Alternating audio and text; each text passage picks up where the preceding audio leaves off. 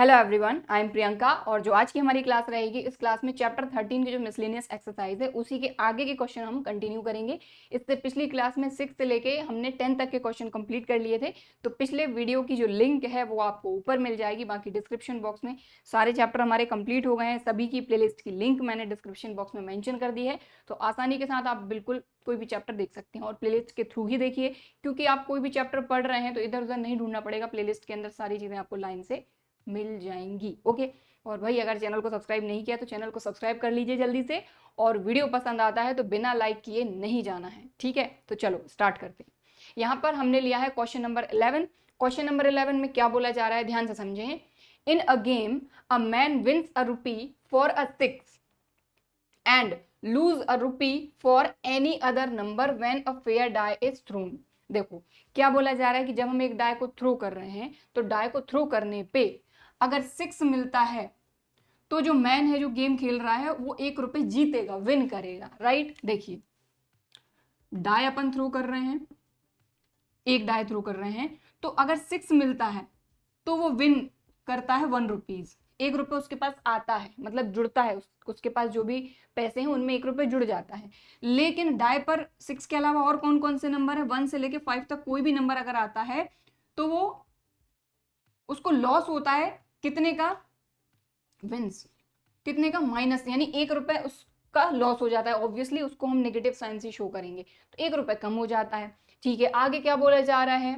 The man decided to throw a die thrice but to quit as when he gets a 6। अब इस line का मतलब समझना जरूरी है। सबसे पहली चीज क्या बोली जा रही है कि the man decided to throw a die thrice, यानी कि जो मैन है जो गेम खेल रहा है उसने ये चीज डिसाइड करी कि वो डाई को कितनी बार थ्रो करेगा, 3 बार। तो ये चीज आई होप समझ में आ गई होगी। अब जो दूसरी चीज बोली जा रही है दूसरी लाइन में, उसमें बोला जा रहा है कि वो डाई को 3 बार थ्रो करेगा, ये उसने डिसाइड किया। बट टू क्विट, लेकिन वो क्विट कर सकता है किस कंडीशन में, as when he gets a 6। अगर यहां पर उसको 6 मिल जाता है तो वो क्विट कर देगा, लेकिन ज्यादा से ज्यादा थ्रो 3 ही है। अब इसको बेटर तरीके से समझने के लिए इधर देखें। देखो उसने पहली बार डाई को थ्रो करा, मान लो 6 आ गया, तो यहां पर क्या बोला जा रहा है कि अगर उसको 6 मिल जाता है तो वो डाई को आगे थ्रो नहीं करेगा। ठीक है, यही बोला जा रहा है कि the man decided to throw a die thrice, 3 बार थ्रो करेगा, लेकिन वो क्विट कर सकता है किस कंडीशन में, अगर उसको 6 मिल जाता है।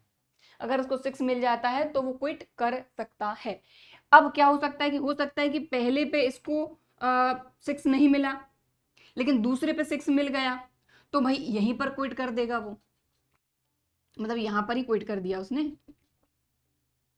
तो आगे जाने की बात ही खत्म हो गई। अब ये भी हो सकता है कि पहली बार थ्रो कर लिया, दूसरी बार भी थ्रो कर लिया, लेकिन 6 नहीं आया, ना पहले थ्रो पे 6 आया ना दूसरे थ्रो पे 6 आया, लेकिन तीसरे थ्रो पे 6 आ गया, तो क्विट करने की जरूरत नहीं है। उसने बोला ही था कि हाँ भाई 3 ही थ्रो होंगे मैक्सिमम, ठीक है। लेकिन अगर 6 आ जाता है तो अगर पहले थ्रो पे भी 6 आएगा तब भी वो क्विट कर सकता है, दूसरे पे आया तब भी क्विट कर सकता है, तीसरे पे आया तो ऑब्वियसली क्विट तो करेगा ही करेगा, और 6 भी आ गया, दोनों ही चीजें हो गई। या फिर एक कंडीशन और, चौथी कंडीशन क्या बन सकती है कि पहले थ्रो पे भी 6 नहीं आया, दूसरे थ्रो पे भी 6 नहीं आया, तीसरे थ्रो पे भी 6 नहीं आया। तो ये 4 कंडीशन है, आगे जगह नहीं थी इसलिए मैंने इसी में कर दिया इसको। तो ये 4 कंडीशन है कि देखो यहां पर जो थ्रो हो रहा है उसमें अगर 6 मिल रहा है मतलब उसको सक्सेस मिल रही है, मतलब वो जीत रहा है। और अगर 6 नहीं आ रहा है मतलब वो लूज कर रहा है, यानी कि उसका वो फेलियर है। तो यहां पर हम जो ये इसको 6 मिल रहा है उसको सक्सेस की तरह लेकर चलेंगे, और 6 नहीं मिल रहा है उसको फेलियर की तरह लेकर चलेंगे। क्लियर हो गई बात, ठीक है। तो ये जो चीजें हैं जो हमने ये समझी और ये समझी, इनको ध्यान में रखते चलना है, ठीक है, क्योंकि सब आगे जाके सब इकट्ठी होने वाली है। अब अगली लाइन में क्या बोला जा रहा है, find the expected value of the amount, question यहां तक है, sorry, find the expected value. अब देखिए एक्सपेक्टेड वैल्यू, अगर आपको ये वर्ड याद है तो आपको कुछ समझने की जरूरत ही नहीं है, आपको इसी से पता चल जाएगा कि आपको फाइंड क्या करना है। Expected value of the amount he wins, या फिर जो भी लूज कर रहा है या विन कर रहा है, जो भी चीजें, जो भी अमाउंट वो लूज कर रहा है या विन कर रहा है उसकी हमको उस अमाउंट की वैल्यू फाइंड करनी है। तो एक्सपेक्टेड वैल्यू या फिर एक्सपेक्टेशन ऑफ एक्स, या फिर हम इसको कहते हैं मीन, याद आया कुछ? ठीक है, ये चीज अपन पढ़कर आए हैं। ठीक है, तो यहां पर यही पूछा जा रहा है कि एक्सपेक्टेड वैल्यू या एक्सपेक्टेशन ऑफ एक्स या फिर मीन किसका?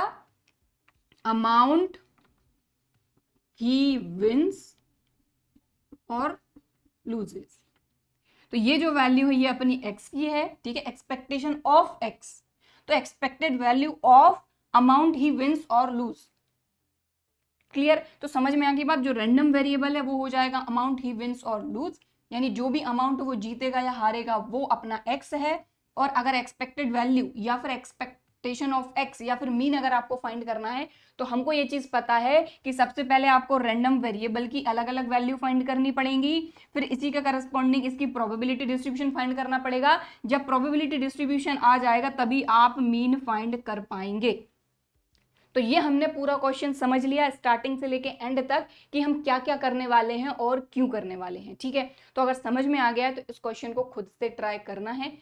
फंसते हैं तो ऑब्वियसली सॉल्यूशन तो मैं करा ही रही हूं, तो कर ही लेंगे। चलिए, तो ये जो कहानी है जो अपन ने रफली समझी उसको अपन हटा देते हैं। ठीक, चलो। सो यहाँ पर सबसे पहली चीज तो आपको ये समझ में आ गई कि जो हमारा एक्स है वो क्या है? अमाउंट ही विंस और लूजेस।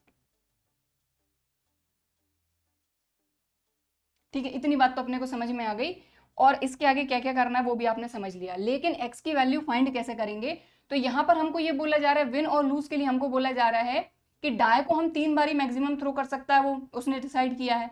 ठीक है, कि 3 बार मैक्सिमम थ्रो कर सकता है, लेकिन अगर उसको 6 मिलता है तो वो सक्सेस की तरह काउंट होगा, 6 नहीं मिलता है तो वो फेलियर की तरह काउंट होगा। ठीक है, तो यहां पर अपन लेते हैं कि सक्सेस या फिर अगर वो जीतता है, विन करता है। ठीक है, तो इसको अपन ने ले लिया, इसको अपन डिनोट करेंगे एस से, और जो फेलियर है या फिर जो उसका लॉस है उसको अपन शो करेंगे कैपिटल एफ से। अब अभी हमने जो बॉक्स बना के चीज समझी थी, हम यहां पर सैंपल स्पेस बनाएंगे। हाँ ठीक है, सैंपल स्पेस। सैंपल स्पेस मतलब क्या क्या कंडीशन हो सकती है, क्योंकि वो मैक्सिमम 3 बार थ्रो कर रहा है। तो जैसा कि मैंने आपको बताया कि मैक्सिमम 3 थ्रो हैं, लेकिन अगर इन दोनों में कभी भी उसको 6 मिल जाता है यानी सक्सेस मिल जाती है तो क्या हो जाता है, वहीं पर गेम क्विट कर सकता है वो। और सक्सेस क्या बोलेंगे? गेटिंग 6। और फेलियर क्या है? Not getting 6। ये चीजें अपने को मेंशन करना बहुत जरूरी है ना, नॉट गेटिंग 6, नॉट गेटिंग 6। अब ध्यान से समझिए कि क्या क्या कंडीशन बन सकती हैं। तो वो रहेगा हमारा सैंपल स्पेस। तो भाई हमने पहली बार डाई को थ्रो करा और यहां पर हमको मिल गया 6, मतलब हमको मिल गई सक्सेस। तो ऑब्वियसली यहीं पर गेम हो जाएगा क्विट, आगे इसको थ्रो करने की जरूरत नहीं है क्योंकि क्वेश्चन में यही बोला गया, तो सक्सेस। ठीक है, दूसरी कंडीशन क्या बन सकती है कि पहली बार उसने थ्रो करा तो उसको सक्सेस नहीं मिली, मतलब फेलियर मिला। फिर दूसरी बार जब डाई को थ्रो करा तो उसको सक्सेस मिल गई, तो यहीं पर उसने गेम को क्विट कर दिया, तीसरी बार थ्रो नहीं किया। मतलब कि पहली बार में फेलियर मिला, दूसरी बार में सक्सेस मिला, और जैसी सक्सेस मिलेगी मतलब 6 मिलेगा, वो गेम को क्विट कर सकता है। अब तीसरी कंडीशन क्या है आपकी कि पहली बार थ्रो करा तब भी सक्सेस नहीं मिला, मतलब 6 नहीं मिला। दूसरी बार थ्रो करा तब भी 6 नहीं मिला, लेकिन तीसरी बार थ्रो करने पे सक्सेस मिल गया, मतलब फेलियर और तीसरी बार में सक्सेस मिल गया। तो 3 ही थ्रो है मैक्सिमम, इससे ज्यादा थ्रो कर ही नहीं सकते, तो बात ही खत्म हो गई। और क्या हो सकता है तीसरी कंडीशन कि भाई पहली बार में भी 6 नहीं मिला, दूसरी बार में भी नहीं मिला, तीसरी बार में भी नहीं मिला, तो नॉट गेटिंग 6 को हम फेलियर बोलेंगे एफ। ठीक है, तो ये अपना बन गया सैंपल स्पेस। अब जो सैंपल स्पेस के सारे जो एलिमेंट होते हैं यानी कि सैंपल पॉइंट होते हैं, यही जो है ये क्या होता है, डोमेन की तरह काम करता है अपने एक्स के लिए, रैंडम वेरिएबल के लिए। तो बस यहां से अपन क्या करेंगे, अपने एक्स की वैल्यू फाइंड कर लेंगे। ठीक है, चलो तो देखो अब एक्स की वैल्यू फाइंड कर रहे हैं। एक्स अपन ने पहला एलिमेंट लिया सैंपल स्पेस से, याद आया कुछ? ठीक है, सैंपल स्पेस का एक एक एलिमेंट अपन एक्स के अंदर रैंडम वेरिएबल के अंदर रखते हैं और इससे अपने को एक रियल नंबर मिलता है, तभी तो ये सैंपल स्पेस कहलाता है हमारा, सॉरी रैंडम वेरिएबल कहलाता है हमारा। चलो, तो सक्सेस मिल रही है। तो एक चीज और यहीं के साइड में फाइंड करके मैं आपको बता देती हूँ।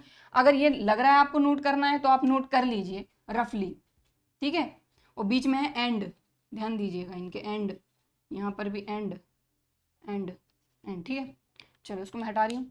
अब यहीं के ही देखो अपन क्या फाइंड कर रहे हैं, प्रोबेबिलिटी ऑफ गेटिंग सिक्स मतलब सक्सेस, जिसको हम स्मॉल पी से भी शो करते हैं, तो या फिर ऐसे ही लिख लो प्रोबेबिलिटी ऑफ सक्सेस। तो भाई एक डाई को थ्रो करने पे 6 आने की प्रोबेबिलिटी बहुत अच्छे तरीके से पता है 1/6 होगी, क्योंकि टोटल पॉसिबल आउटकम 6 हैं।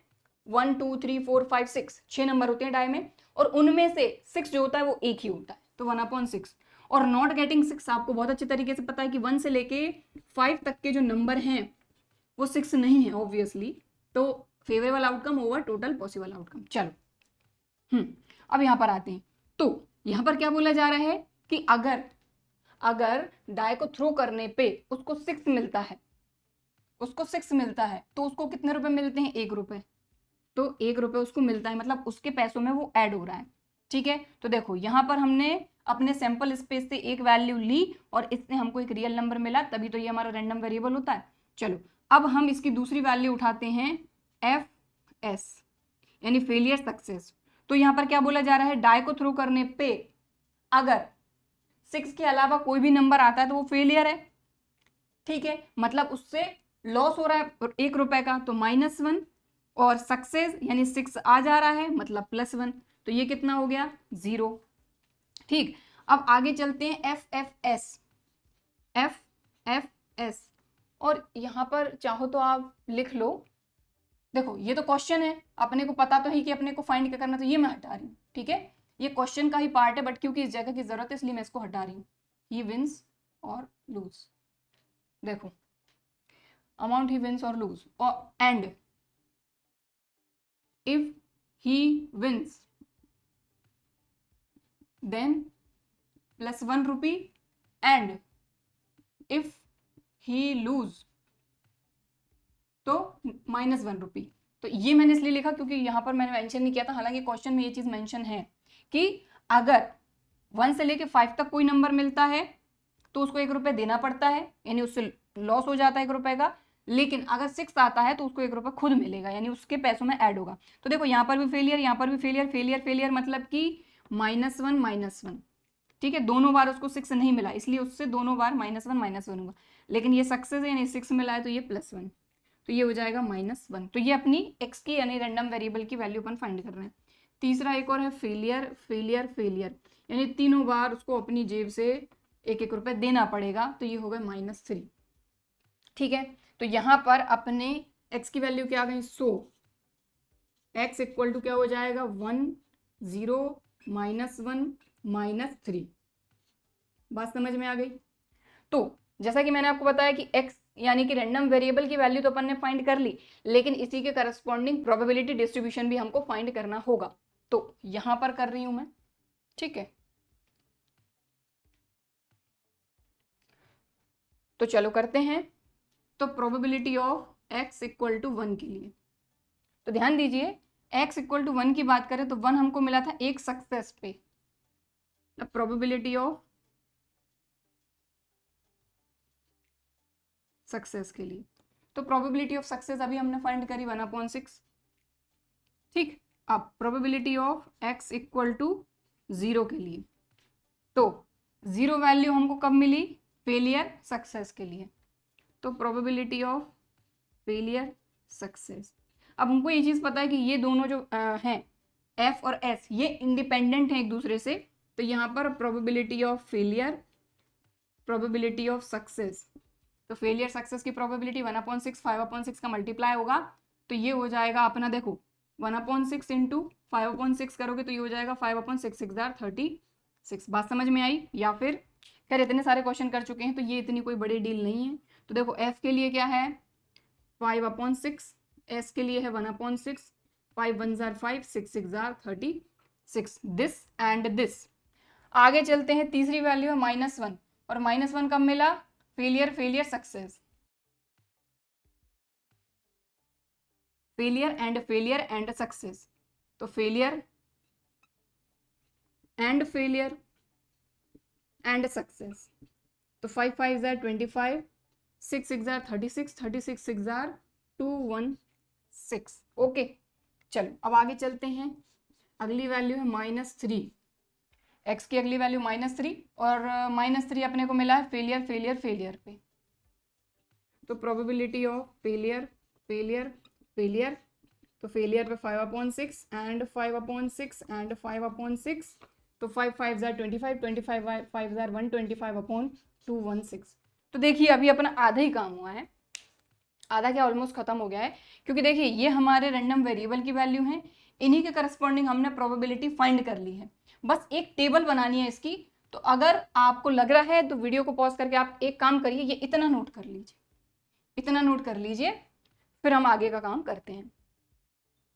अब देखिए ये हमारे रैंडम वेरिएबल और इसके करस्पॉन्डिंग प्रोबेबिलिटी डिस्ट्रीब्यूशन है, इनकी हम टेबल बना रहे हैं जैसे अभी तक बनाते हैं, ठीक है। तो चलिए बनाते हैं।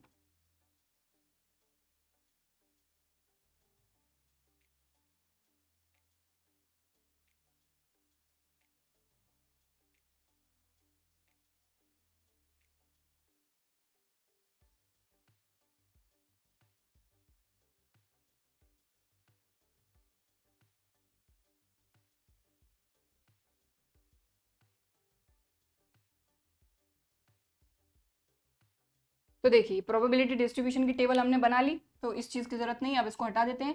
बाकी आपको शो करना है अपने सॉल्यूशन में, ठीक है ना, ये पूरा सॉल्यूशन में आपको शो करना है और इसी से हमने ये टेबल बनाई है, ठीक है। तो x = 1 के लिए हमारा प्रोबेबिलिटी डिस्ट्रीब्यूशन 1/6, 0 के लिए 5/36, -1 के लिए 25/216, हाँ, और -3 के लिए 125/216। ओके चलो बाकी का हटा देते हैं, ठीक है।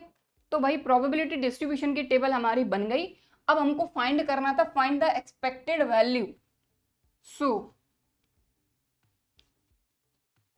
Expected value of the amount he wins, ठीक है। तो एक्सपेक्टेड वैल्यू इसको हम शो करते हैं एक्सपेक्टेशन ऑफ एक्स से भी, क्योंकि एक्स हमारा क्या था, शुरुआत में ही हमने लिखा था अमाउंट ही विंस और लूज, ठीक है, और यही हमारा होता है मीन, इसी को हम मीन कहते हैं। तो इसके लिए फॉर्मूला क्या था हमारा, summation xi pi where i = 1 to n, यही फॉर्मूला था। xi pi मतलब कि हमारी x की वैल्यू, रैंडम वेरिएबल की वैल्यू और इसी करस्पॉन्डिंग प्रोबेबिलिटी, इन दोनों का मल्टीप्लाई और समेशन लगाए तो प्लस, फिर इन दोनों का मल्टीप्लाई प्लस इन दोनों का मल्टीप्लाई प्लस इन दोनों का मल्टीप्लाई और काम खत्म। चलो तो कर देते हैं।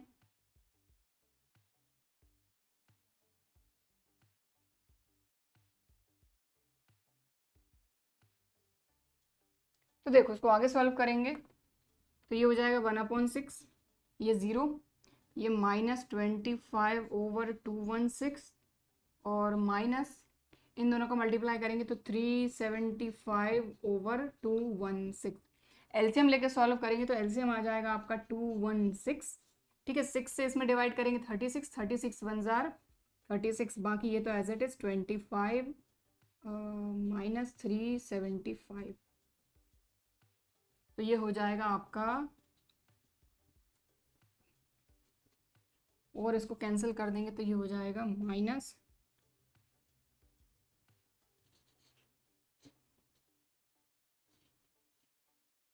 ठीक है, 4 से कैंसिल कर दिया अपन ने इसको, ठीक है, और माइनस मतलब लॉस, तो आप यहाँ पर लिख दीजिए कि लॉस ऑफ 91/54, क्लियर, ठीक है भाई। माइनस साइन किसको शो कर रहा है, स्टार्टिंग में ही हमने समझा था ना, लॉस को, तो आप इतना भी छोड़ सकते हैं, बट इस माइनस का मतलब ये है कि ये लॉस को शो कर रहा है, ठीक। तो लीजिए इस तरीके से क्वेश्चन नंबर 11 आपका हो गया कंप्लीट। बिल्कुल सिस्टमैटिक हमने किया ताकि एग्जाम में जब आप इस तरह के क्वेश्चन करें तो बिल्कुल सिस्टमैटिक करें, जिससे आपका 1 नंबर के आधा भी ना कटे, ठीक। चलिए तो अब हम करेंगे नेक्स्ट क्वेश्चन। तो हमारा नेक्स्ट क्वेश्चन है क्वेश्चन नंबर 12, बहुत ही आसान क्वेश्चन, बिल्कुल आसान। कैसे, देखो, suppose we have 4 boxes A B C and D containing coloured marble as given below. तो यहाँ पर ये पूरी टेबल टाइप की दी हुई है, यहाँ पर हमारे 4 बॉक्स हैं A B C D। A के अंदर 1 रेड बॉल है, 6 व्हाइट बॉल है, 3 ब्लैक बॉल है। इसी तरीके से B के अंदर 6 रेड, 2 व्हाइट, 2 ब्लैक। इसी तरीके से C में और D में है कि ये 4 बॉक्स हैं, इनके अंदर नंबर अलग अलग हैं, रेड, व्हाइट और ब्लैक, ये 3 कलर की बॉल्स हैं।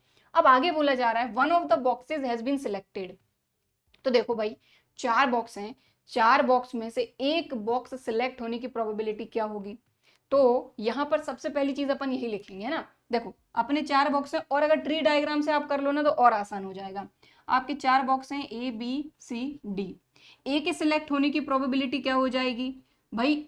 टोटल कितने बॉक्स है? 4, लेकिन ए के फेवर में एक ही बॉक्स है। इसी तरीके से बी की प्रोबेबिलिटी अगर आप फाइंड करो तो बी एक ही बॉक्स है, लेकिन टोटल पॉसिबल आउटकम 1 2 3 4। इसी तरीके से सी की भी यही प्रोबेबिलिटी रहेगी और डी की भी यही प्रोबेबिलिटी रहेगी। सिंपली हम कह सकते हैं कि probability of A equal to probability of B equal to probability of C equal to probability of D equal to 1/4। क्यों? समझ में आ गई बात? ठीक है, हमने अलग अलग भी फाइंड कर लिया, फिर एक साथ लिख दिया। अब आगे चलते हैं। आगे बोला जा रहा है one of the boxes has been selected and random and a single marble is drawn from it। अब इन चारों में से एक बॉक्स हमने सिलेक्ट किया पहले तो, और उस बॉक्स में से हमने एक मार्बल सिलेक्ट किया, राइट। आगे बोला जा रहा है if the marble is red. भाई कहने का मतलब ये कि इन चारों बॉक्स में से हमने एक बॉक्स सिलेक्ट किया और उस बॉक्स से हमने एक मार्बल निकाला और वो मार्बल रेड है। ये हमको दिया है कि जो भी मार्बल निकला है वो रेड मार्बल है। आगे क्या बोला जा रहा है? What is the probability that it was drawn from box A. तो आप समझ ही गए होंगे कि ये जो क्वेश्चन है ये हमारी बेस थ्योरम का है, क्योंकि एक बॉक्स सिलेक्ट किया, बॉक्स से एक मार्बल भी सिलेक्ट किया। हमसे ये नहीं पूछा कि उसका कलर रेड होगा, उसकी प्रोबेबिलिटी बताओ। इन्होंने बोला है कि जो मार्बल है वो रेड है मार्बल, लेकिन वो बॉक्स ए से, फिर दूसरा क्वेश्चन बी से और तीसरा सी से, यानी यहाँ पर हम उल्टा जा रहे हैं। मतलब ये बेस थ्योरम का क्वेश्चन है, ठीक है। तो देखिए इस क्वेश्चन को मैं थोड़ा सा शॉर्टकट में करूंगी, क्योंकि इसमें ए बी सी तीनों के लिए फाइंड करना है। बाकी आपको पता तो है ही कि इस तरह के क्वेश्चन सिस्टमेटिक कैसे करना है। तो मैं ट्री डायग्राम बना लेती हूँ। ए, तो probability of selecting A 1/4। B की बात करते हैं, probability of selecting box B, ये भी 1/4। सी की बात करते हैं, probability of selecting box C 1/4, और probability of selecting box D ये भी 1/4। क्यों? क्योंकि टोटल कितने बॉक्स हैं? 1 2 3 4। तो टोटल पॉसिबल आउटकम और फेवरेबल आउटकम ए के लिए ए है, बी के लिए बी है, सी के लिए सी है, डी के लिए डी। ठीक, अब आगे बात करते हैं, क्योंकि रेड बॉल की बात हो रही है तो ए में भी रेड बॉल है। देखो ए में भी रेड है, बी में भी है, सी में भी है, अब डी में नहीं है। तो देखिए देखते हैं आगे। देखो तो probability of getting red ball from box A, बात समझ रहे हैं? ठीक है, probability of getting red ball from box A, क्योंकि ए बॉक्स की भी ये ब्रांच में हम काम कर रहे हैं। तो भाई ए की बात कर रहे हैं अभी, है ना। तो ए में टोटल मार्बल कितने हैं? 6 + 3 9, 9 + 1 10, टोटल पॉसिबल आउटकम। और रेड के फेवर में कितने हैं? 1। भाई देख रहे हैं, रेड बॉल ए के अंदर एक ही है, लेकिन टोटल बॉल कितनी है? 10। इसी तरीके से यहाँ बीच में मैं एक लाइन खींच देती हूँ ताकि और क्लियर हो जाए। अब probability of getting red ball अगर वो बी से निकली है तो बी पे आते हैं। बी में रेड बॉल कितनी है? 6, और टोटल बॉल कितनी है? 6 + 2 8, 8 + 2 10। ठीक है, आगे चलते हैं कि probability of getting red ball, लेकिन वो बॉक्स सी से निकली है। तो सी की बात करते हैं। सी में 8 रेड बॉल है और टोटल बॉल कितनी है? 8 + 1 + 1, ये हो गया 10। ठीक है, अब डी की बात करते हैं। तो probability of getting red ball from box D, तो डी के अंदर कोई भी बॉल नहीं है, तो 0/10, तो ये 0 ही हो जाना है। ठीक है भाई 0/10 0, खत्म। अब बात करते हैं आगे की। देखो थ्योरम ऑफ टोटल प्रोबेबिलिटी जब अपन करते थे तो उसमें हम क्या करते थे कि रेड बॉल निकलने की प्रोबेबिलिटी यहाँ से फाइंड कर सकते हैं, क्योंकि ए के लिए अलग है, बी के लिए अलग है, सी के लिए अलग है, डी के लिए अलग है। लेकिन ओवरऑल अगर हम रेड बॉल निकलने की प्रोबेबिलिटी फाइंड करेंगे तो यहीं से करेंगे, हालांकि उसकी जरूरत भी अपने को पढ़नी है, इसलिए मैं यहीं पहले फाइंड कर लेती हूँ। तो अब फाइंड करते हैं probability of getting red ball. तो पहली ब्रांच यानी इन दोनों का मल्टीप्लाई, तो 1/4 × 1/10, तो मैं डायरेक्ट मल्टीप्लाई कर रही हूँ, या फिर फॉर्मूला लिख लेती हूँ। चलो, तो ये हो जाएगा probability of A into probability of getting red ball from box A plus देखो चारों में से कोई भी सिलेक्ट हो सकता है, ए हो सकता है या फिर बी हो सकता है या फिर सी हो सकता है या फिर डी हो सकता है, और मतलब यूनियन, यूनियन मतलब प्लस। अब probability of B into probability of getting red ball from box B plus probability of C, probability of getting red ball from C plus probability of D और probability of getting red ball from box D. ठीक, अब इन दोनों को multiply कर देंगे तो 1/40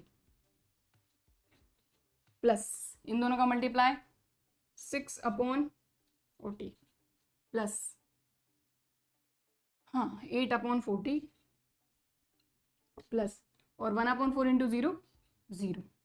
ठीक, तो ये हो जाएगा आपका, इस 0 को हटा देते डायरेक्ट सॉल्व कर लेते, ये हो जाएगा 15/40। बात क्लियर हो गई? ठीक है, अब इसी का यूज करेंगे अपन इन तीनों के लिए।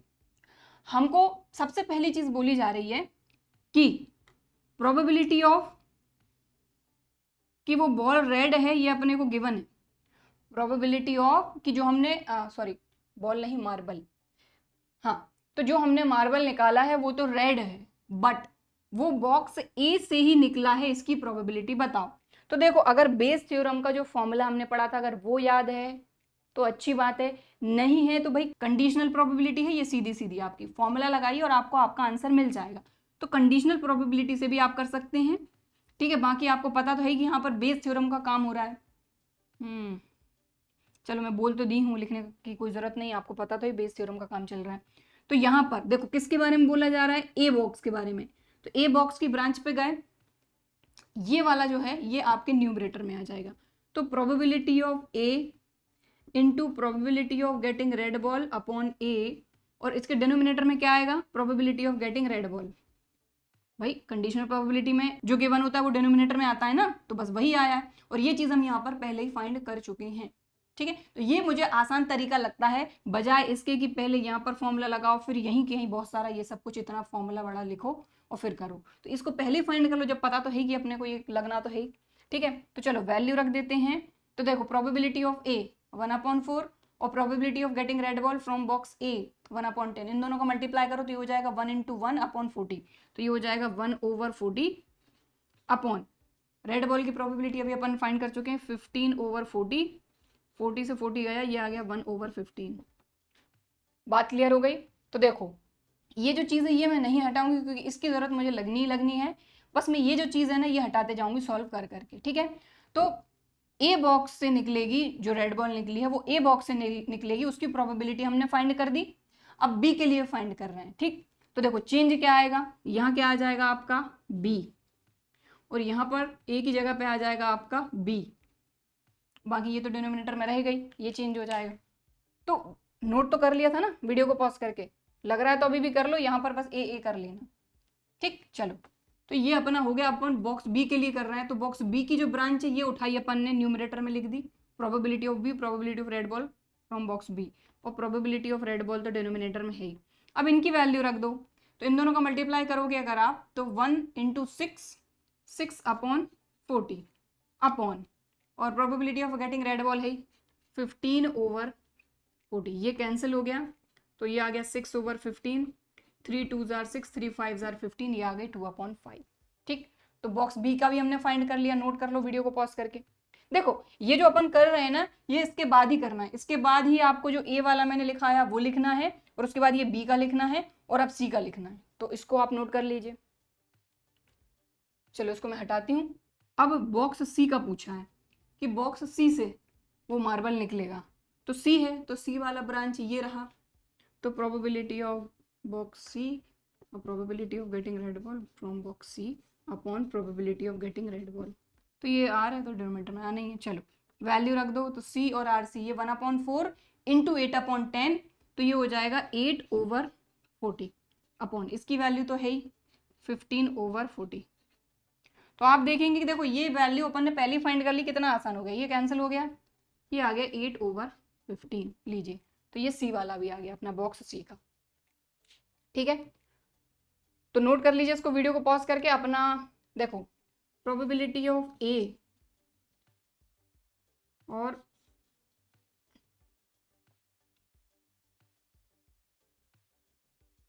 तो ये दोनों भी अपन ने फाइंड कर ली थी अभी, और ये अपना सी वाला, ठीक है।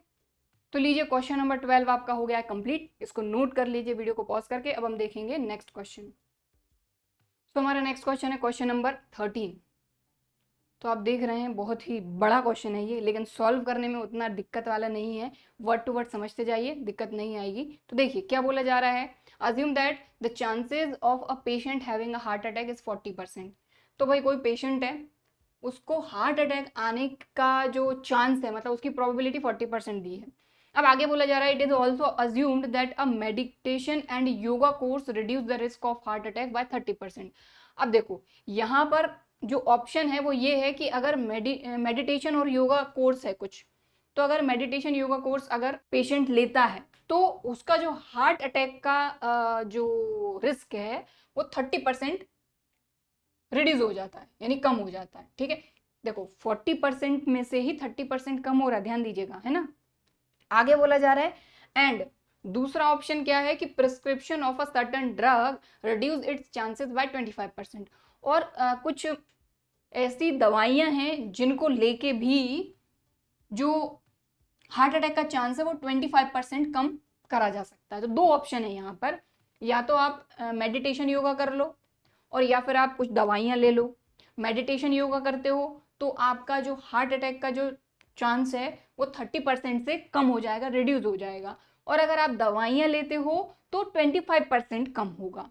आगे बोला जा रहा है at a time a patient can choose any one of the two options with equal probabilities. तो देखो जो भी पेशेंट है वो इन दोनों में से किसी भी एक ऑप्शन को सिलेक्ट कर सकता है, दोनों की प्रोबेबिलिटी इक्वल है। मतलब कि देखो मेडिटेशन योगा, मेडिटेशन योगा ये एक चीज है, इसको अपन एक इवेंट E1 ले लेते हैं, दूसरा इवेंट E2 ले लेते हैं जिसमें हम सर्टन ड्रग यानी कुछ दवाइयां ले रहे हैं। तो दोनों के सिलेक्ट करने की जो प्रोबेबिलिटी है वो सेम है, इक्वल है, यानी हाफ हाफ है। जब इक्वल की बात आती है ना तो हाफ हाफ, दोनों की हाफ हाफ। तो प्रोबेबिलिटी ऑफ E1 हाफ हो जाएगी और प्रोबेबिलिटी ऑफ E2 हाफ हो जाएगी। अब आगे क्या बोला जा रहा है कि it is given that after going through one of the two options the patient selected at random suffers a heart attack। अब भाई क्या बोल दिया यहाँ पर कि कुछ पेशेंट हैं तो उनमें अब हो सकता है कि ये लिया हो, किसी ने मेडिटेशन योगा वाला ऑप्शन लिया हो, किसी ने कुछ दवाइयाँ ली हों। तो ऐसे ये जो पूरे मिक्स लोग हैं इनमें से हमने रैंडमली एक पेशेंट को सिलेक्ट किया, ठीक है। मेडिटेशन योगा और सर्टेन ड्रग कुछ दवाइयों वाले जो सारे पेशेंट हैं, मतलब सारे के सारे जो पेशेंट हैं ये अपने हार्ट पेशेंट ही हैं।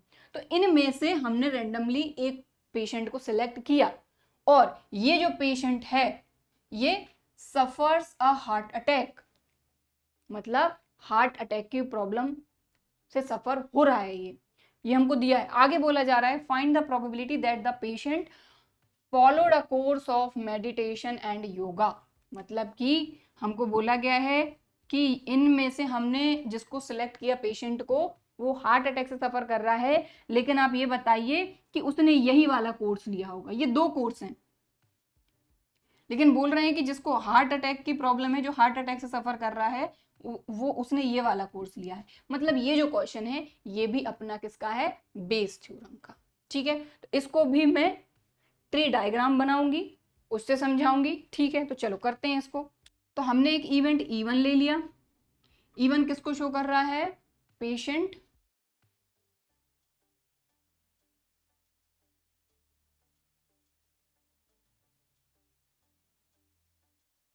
भाई एक इवेंट E1 लिया है जिसमें पेशेंट जो है ये मेडिटेशन योगा कोर्स लेता है, और दूसरा इवेंट E2 ले लेते हैं हम जिसमें जो पेशेंट है वो सर्टेन ड्रग्स का जो कोर्स है वो ले रहा है, ठीक है।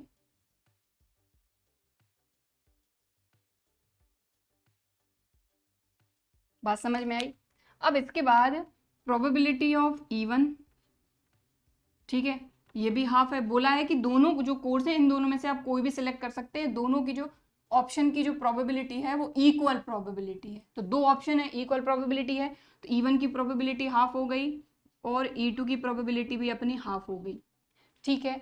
अब भाई हम इन पेशेंट में से रैंडमली एक पेशेंट को सिलेक्ट करते हैं। यहाँ पर बोला है it is given that after going through one of the two options the patient selected at random suffers a heart attack. मतलब कि अब ये हार्ट अटैक वाला पेशेंट ऑब्वियसली इन दोनों में से कोई भी हो सकता है, लेकिन हमको बोला है कि ये मेडिटेशन योगा वाला है, यही आप फाइंड करिए। ठीक है, तो पहले तो देखो हम प्रोबेबिलिटी फाइंड करेंगे। एच किसको शो करेगा अपने, एक हम अलग से एक एच ले लेते हैं, या फिर चलो आपको समझ में तो आ गया, एच किसको शो करेगा, हार्ट अटैक को, कि पेशेंट को हार्ट अटैक से सफ़र कर रहा है लेकिन वो मेडिटेशन योगा कोर्स से होगा, ये अपने को यहाँ पर दिया हुआ है, ये इसकी प्रोबेबिलिटी अपन फाइंड कर रहे हैं। तो यहाँ पर देखिए हमको क्या बोला जा रहा है कि it is also assumed that a meditation and yoga course reduce the risk of heart attack by 30%। यहाँ पर बोला है कि 30% तो रिड्यूस हो जाएगा, लेकिन अभी भी 70% चांसेस हैं कि हार्ट अटैक आ सकता है। तो ये कितना हो जाएगा अपना 70/100। बात समझ में आ रही है? यहाँ पर बोला है कि 30% चांसेस हैं कि आपका हार्ट अटैक जो है वो 30% से कम हो जाएगा, लेकिन ऑब्वियसली 70% तो बचेगा टोटल 100 में से। ठीक है, तो हार्ट अटैक क्योंकि से सफर हो रहा है आपका पेशेंट। अब यहाँ की बात करते हैं, तो यहाँ पर प्रोबेबिलिटी ऑफ किसकी, हार्ट अटैक की, लेकिन किस कंडीशन में, जब हम कुछ दवाइयाँ ले रहे हों। तो उसमें बोला है कि and prescription of certain drug reduce its chances by 25%। तो भाई जो हार्ट अटैक के चांसेस हैं उनको 25% से कम कर रहा है, लेकिन बचे हुए जो 75% चांसेस हैं वो तो है ही ना। और यहाँ पर बोला है कि हार्ट अटैक से सफ़र हो रहा है, तो ये बचा हुआ हो जाएगा 75/100। बात समझ में आ गई? ठीक है, लेकिन आपको फाइंड क्या करना है, बाय बेस थ्योरम फाइंड क्या करना है, प्रोबेबिलिटी ऑफ किसकी, कि जो पेशेंट है वो हार्ट अटैक से सफर कर रहा है। बोला है सफर्स अ हार्ट अटैक, जो पेशेंट है वो हार्ट अटैक से सफर कर रहा है, लेकिन हमको प्रोबेबिलिटी फाइंड करना है कि जो पेशेंट है वो कौन सा कोर्स लिया है, मेडिटेशन एंड योगा। तो मेडिटेशन एंड योगा वाला अपना इवेंट है E1।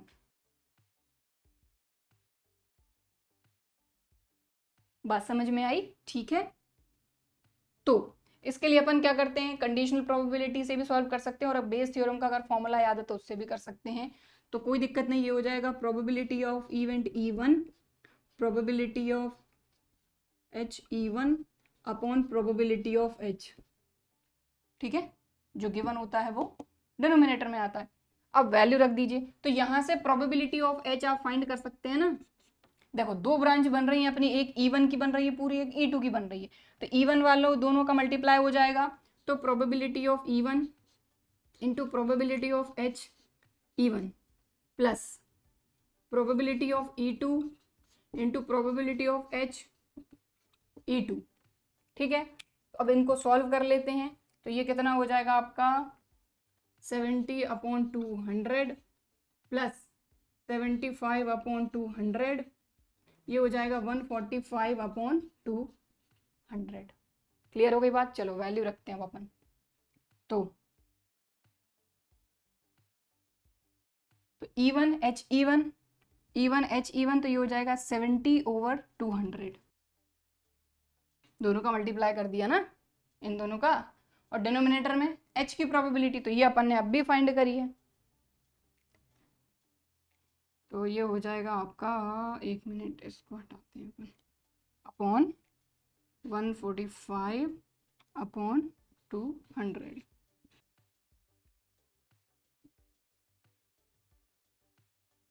तो 200 से 200 कैंसिल हो गया, तो ये आ गया आपका 70/145, ये 5 से कैंसिल हो जाएगा, तो 5 1 जार 5 बचा 2, 5 4 जार 20, 5 2 जार 10, 5 9 जार 45, तो ये आ गया आपका 14/29। लीजिए आ गया आपका आंसर। ठीक है, क्लियर? अब हम करेंगे नेक्स्ट क्वेश्चन।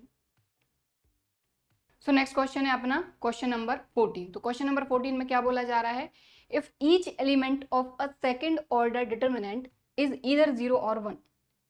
तो यहाँ पर एक डिटर्मिनेंट की बात हो रही है, लेकिन ये जो डिटर्मिनेंट है ये सेकंड ऑर्डर डिटर्मिनेंट है, ठीक है, मतलब 2/2 का, 2 रो 2 कॉलम, ठीक है। आगे बोला जा रहा है कि ये जो डिटर्मिनेंट है इसका ईच एलिमेंट, यानी ऑब्वियसली 4 एलिमेंट रहेंगे और चारों के चारों जो एलिमेंट हैं या तो 0 या फिर 1, 0 या 1 दोनों में से कोई भी एक रहेगा, इसके अलावा कोई भी एलिमेंट नहीं रहेगा। What is the probability that the value of determinant is positive. अब जो भी डिटर्मिनेंट बनेगा 0 और 1 से, तो उसकी वैल्यू जो है वो पॉजिटिव आएगी, उसकी प्रोबेबिलिटी हमको बतानी है। तो देखो सबसे पहली चीज तो कि जो सेकंड ऑर्डर डिटर्मिनेंट होता है अपना, वो क्या होता है अपना 2/2 का होता है। उसमें अपने 2 रो 2 कॉलम होती हैं, यानी कि जैसे हमने ये पहली रो ले ली ABCD, 2 रो 2 कॉलम, ठीक है। अब यहाँ पर ये बोला जा रहा है हमको कि ये जो A है, B है, C है या D है, ये चारों जो एलिमेंट हैं, ये एलिमेंट में या तो 0 आएगा या फिर 1 आएगा। कहने का मतलब ये है कि A जो है ये 0 या फिर 1 हो सकता है, B जो है ये भी 0 या 1 हो सकता है, C जो है ये भी 0 या 1 हो सकता है, और D जो है ये भी 0 या 1 हो सकता है। समझ में आ रही बात? तो इससे नंबर ऑफ डिटर्मिनेंट कितने बनेंगे अगर ये कंडीशन है? भाई A की भी 2 वैल्यू हो सकती है 0 या 1, B की भी 2 वैल्यू हो सकती है 0 या 1, C की भी 2 वैल्यू हो सकती है 0 या 1, और D की भी 2 वैल्यू हो सकती है 0 या 1। इन दोनों के अलावा कोई और वैल्यू नहीं रख सकते। क्लियर बोला गया है कि each element of second order determinant is either 0 और 1। तो चाहे तो आप यहाँ लिख लीजिए, बाकी मैं यहाँ पर लिख रही हूँ कि टोटल नंबर ऑफ डिटर्मिनेंट कितने बनेंगे। टोटल नंबर ऑफ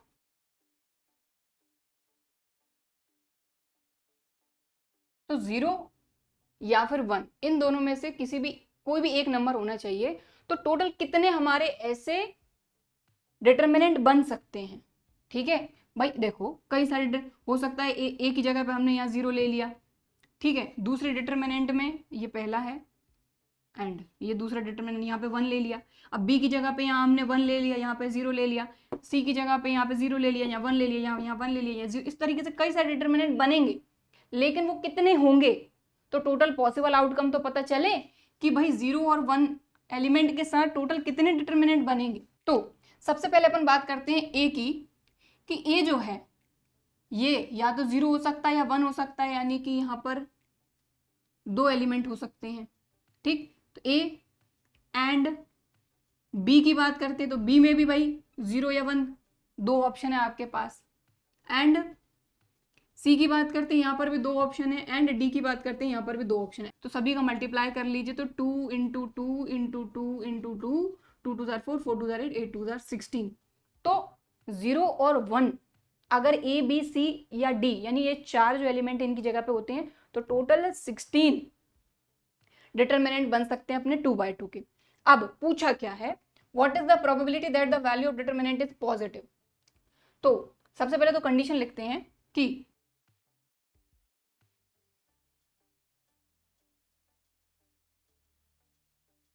इफ, देखो भाई डिटर्मिनेंट को सॉल्व करना हमको आता ही है, कि ये जो डिटर्मिनेंट है इसकी वैल्यू पॉजिटिव किस कंडीशन में होगी। सबसे पहले तो हम ये पता करेंगे। तो हमको ये चीज पता है कि हम सॉल्व कैसे करते हैं, इन दोनों का मल्टीप्लाई, बीच में माइनस, और इन दोनों का मल्टीप्लाई, ठीक है। ये आपका बड़ा होना चाहिए 0 से, तभी तो जाके ये पॉजिटिव होगा ऑब्वियसली, ठीक है। तो the value of determinant is positive if AD minus BC equal to 0। तो अब इस कंडीशन को कितने डिटर्मिनेंट फुलफिल करेंगे, क्योंकि हमको चाहिए फेवरेबल आउटकम। भाई जो जो डिटर्मिनेंट पॉजिटिव वैल्यू देंगे उसके फेवरेबल आउटकम और टोटल पॉसिबल आउटकम तो हम फाइंड कर चुके हैं। तो इसके लिए क्या करेंगे आप, देखो थोड़ा सा रफली समझा रही हूँ। AD माइनस BC की हम बात करते हैं, तो ए आपका क्या रहे, लेकिन 1 और 0 में से 2 ही ऑप्शन है आपके पास, क्या रहे, और बी और सी क्या रहे, जिससे कि ये जो वैल्यू सॉल्व करने पे आपको पॉजिटिव मिले। तो ए की जगह पे मान लो आपने 0 ले लिया, और डी की जगह पे आप चाहे 0 ले लो या 1 ले लो, ठीक है। अगर आपने ए 0 लिया है और डी आप 0 ले लो चाहे 1 ले लो, ये आपको 0 ही मिलेगा। और 0 में से आप माइनस करोगे यहाँ की कोई भी वैल्यू, तो या तो वो नेगेटिव आएगी या तो वो 0 आएगी, ठीक है, मतलब काम नहीं बनेगा। तो यहाँ पर आपको इस चीज़ का ध्यान देना है कि आपको ए भी 1 लेना पड़ेगा और डी भी 1 लेना पड़ेगा, तभी जाके यहाँ एक पॉजिटिव वैल्यू आएगी। और इसमें से आप कोई भी वैल्यू को माइनस करेंगे तो कुछ तो मिलेगा। चलो, तो ए और डी की वैल्यू अपनी हो गई फिक्स कि ए अपन ने 1 ले लिया और डी भी अपन ने 1 ले लिया। अब बात करते हैं बी और सी की। तो देखो बी की वैल्यू आपकी 0 भी हो सकती है और सी की वैल्यू 0 1 कुछ भी हो सकती है। मान लो 0 ले लिया हमने, दोनों की वैल्यू 0 ले ली, या दोनों की वैल्यू 1 ले ली, या एक की वैल्यू 0, एक की 1 और एक की 1 और एक की 0। ठीक है, कंडीशन अपनी यही है क्योंकि ए और डी तो 1 इंटू 1 ही लेना पड़ेगा तभी पॉजिटिव आएगा, तो बीच में माइनस करेंगे। तो आप देखें 1 माइनस 0 कर रहे हैं आप तो आपको क्या मिल रहा है 1, 1 माइनस 1 कर रहे हैं तो आपको क्या मिल रहा है 0, तो यहाँ पे काम नहीं बनेगा। 1 माइनस 0 कर रहे हैं तो यहाँ पे 1 मिल रहा है, और 1 माइनस 1 कर रहे हैं तो यहाँ पे 0 मिल रहा है। एक मिनट, ये अपना इधर 0, सॉरी देखो 1 1 तो पहले ले चुके ना, 0 1 1 0, तो 1 माइनस 0 करेंगे तो 1 मिलेगा। तो आप देख रहे हैं कि यहाँ पर हमारे पास 3 ऑप्शन ऐसे हैं जिनमें अपने को जो वैल्यू है वो 0 से बड़ी मिल रही है, देख रहे हैं आप। ठीक है, ए की वैल्यू 1, डी की वैल्यू 1, बी की वैल्यू आप ले सकते हैं 0 या फिर 1, और आपका सी जो है ये भी आपका 0 या 1 हो सकता है। उस कंडीशन में आपको इन दोनों का सब्ट्रैक्शन यानी A D minus B C जो है ये 0 से बड़ा मिल रहा है। देखो 1 यहाँ पर ही 1, यहाँ पर ही 1। ठीक है, तो फेवरेबल आउटकम अपने पास कितने हैं, 3 हैं। चाहो तो यहाँ पर अपन बना लेते हैं, इसको हटा देते हैं। तो ए और डी ये तो 1 1 रहेंगे, बस ये दोनों चेंज होंगे। तो यहाँ 0, यहाँ 1,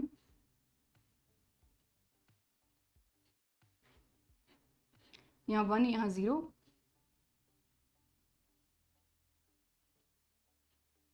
दोनों जगह 0।